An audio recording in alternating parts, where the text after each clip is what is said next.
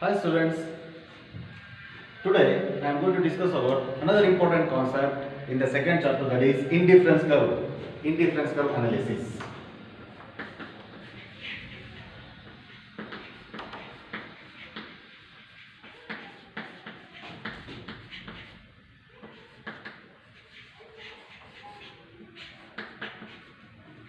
See, the consumer behavior can be studied by two approaches. One is cardinal approach, and another one is ordinal approach. Okay, so the consumer behavior, how the consumer behave in the market, can be studied by two approaches. One is cardinal approach and ordinal approach. See, what is cardinal and what is ordinal? See, cardinal approach means the satisfaction or the utility derived by the consumption of a commodity, it can be measured through the cardinal numbers. It can be measured through the cardinal numbers like 1, 2, 3, 4, 5, like this. See, if the utility of a commodity can be measured or expressed through the numbers, that is called cardinal approach. And another one is ordinal approach. See, the ordinal approach means the utility of a commodity can't be measured in numbers because they are subjective in nature. That means it can't be seen, it comes to our experience. That's why it can't be measured through the numbers. So, but the utility of a commodity can be measured by the taste and preference of the consumer. That is changing taste and preference. Taste and preferences. Okay. See, both are very important to study the consumer behavior. Observe that the cardinal approach is also known as utility analysis.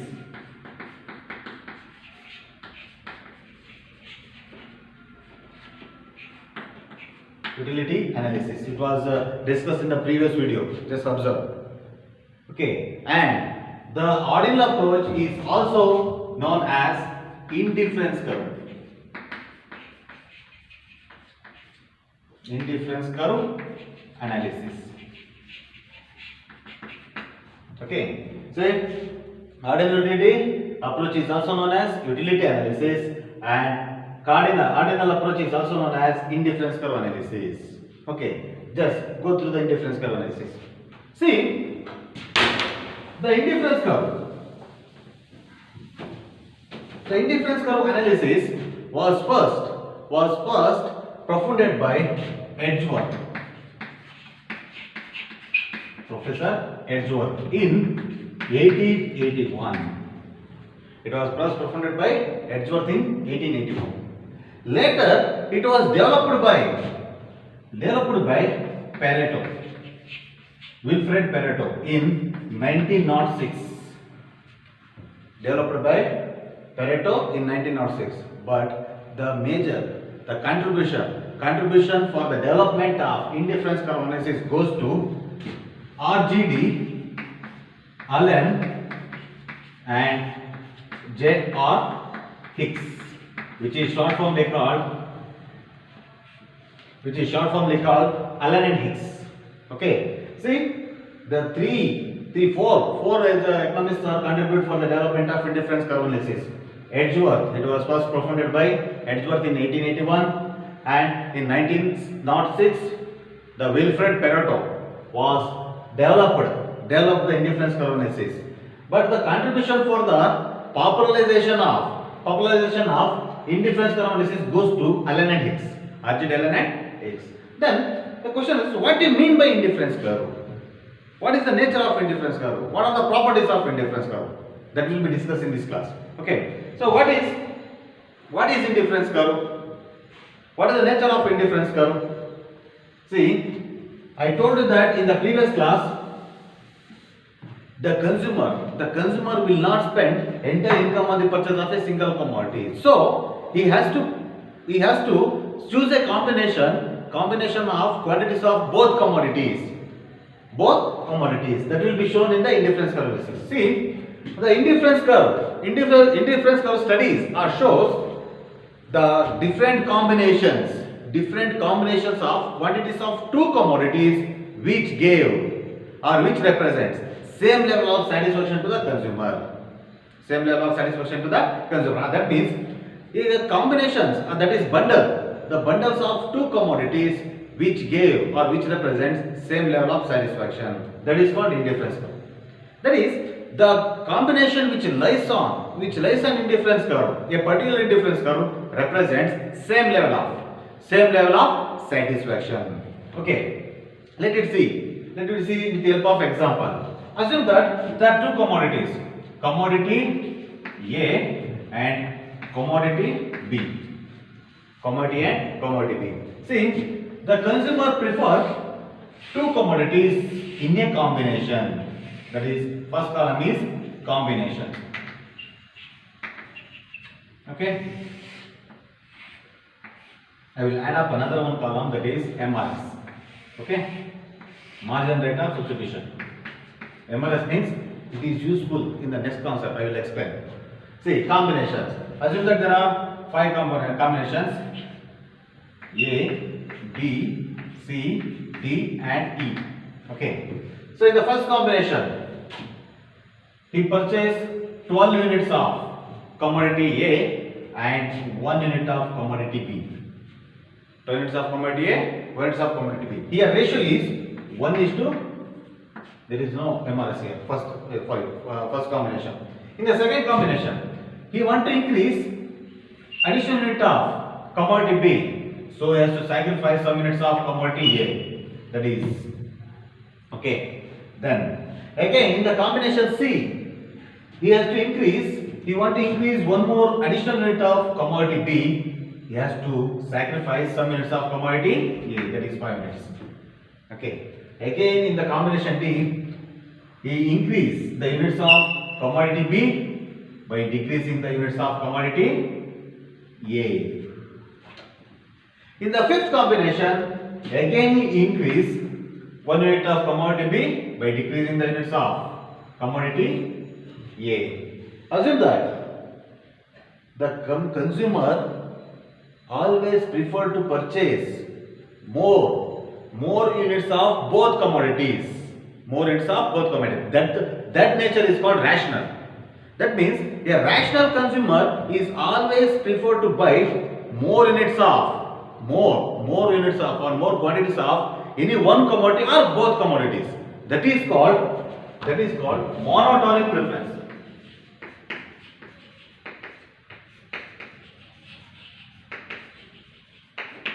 Monotonic preference, which is just for 2 marks. What is monotonic preference? See, monotonic preference means a rational consumer always wish to purchase more units of both commodities or a single commodity. More units of both commodity or a single commodity within his income. This is known as monotonic preference. Okay, just observe the schedule. See, in the first combination, he purchased 2 units of A and 1 unit of B. Okay, so then the consumer intended to increase an additional unit of commodity B. So he has to ready to sacrifice some units of commodity A. That is, the ratio is 1:4.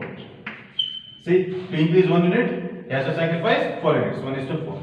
Again, if you want to increase additional unit of commodity B, he has sacrificed some units of commodity A. Here, he sacrificed 3 units to increase 1 unit of commodity B. That is 1:3. Then, in combination D, the consumer again increase commodity B, additional unit of commodity B by reducing the commodity A, some units of commodity A. That means he sacrificed 2 units of commodity A to get additional unit of commodity B. Here the ratio is 1:2. And in the last combination, to increase an additional unit of commodity B, then he has sacrificed 1 unit of commodity A. The ratio is 1:1. Okay. So what you get, what you understand by this concept, by this schedule is to increase or to get an additional unit of one commodity, the consumer has to sacrifice some units of another commodity. Some units of another commodity. Okay, this is the indifference curve. And I will tell you the MRS, marginal rate of substitution. MRS stands for marginal rate of substitution. See, what is marginal rate of substitution? The rate, here the rate implies the percentage. Change in percentage of 1 unit and change in the percentage of units of another commodity.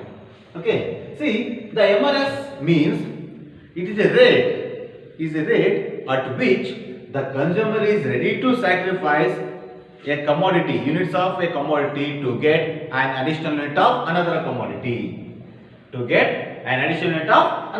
Observe here. The consumer is ready to sacrifice some units of commodity A to get an additional unit of commodity B. That rate is known as MRS. And in indifference curve analysis, the MRS, margin rate of substitution, MRS is continuously decreasing. It is diminishing because to get an additional unit of one commodity, the consumer has to sacrifice some units of another commodity. That's why the MRS is decreasing or diminishing. That's why the nature of indifference curve is downward sloping from left to right, and it is concave to the origin. Nature of indifference curve. Okay. So this can be studied with the help of diagram. I will draw a diagram here. Just observe.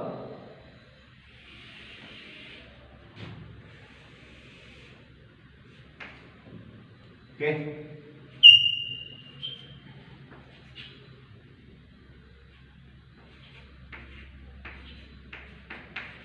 So I plot y-axis. On y-axis the units of commodity B, and on y-axis units of commodity A. Okay. See, 5 units, then that is 12 units. 2, 4, 6, 8, 10, 12, 14. Okay. Observe here. So in combination A, first unit, 1 unit of commodity B and 12 units of commodity A. This is combination A. Okay. That is bundle of good A. And in second combination, 2 units 8. Then the third combination, 3 units of commodity B, 5 units of commodity A. 3 units of commodity B, 5 comes here. Commodity A. This is combination B. This is combination C. Then in combination D, he purchased 4 units of commodity B, 3 units of commodity A. 4 units of commodity B and 3 units of commodity A comes here. Okay. And in combination E, he purchased 5 units of commodity B and 2 units of commodity A. 5, 2 comes here. Okay. This is combination E. So you plot 5 combinations in the diagram. Just join all the combinations or all the points, we get a downward sloping curve that is called indifference curve. Observe here. By join all the points, we get a downward sloping curve that is called indifference curve, IC curve. Observe that. In the IC curve, the nature of IC curve is downward sloping from left to right. It is downward sloping from left to right. Because why it is downward sloping from left to right? That means it has negative slope. Why it is a negative slope? Because to get an additional unit, the consumer has to sacrifice another commodity. To get an additional unit of one commodity, he has to sacrifice some units of another commodity. That's why the nature of IC curve is downward sloping from left to right. Observe here, A, B, C, D and E are different combinations. A, B, C, D and E are different combinations, but whatever the combination he select in that curve represents same level of satisfaction to him. Same level of satisfaction to the consumer. Okay, this is known as indifference curve analysis. Okay, then I will start up a new small concept, that is indifference map.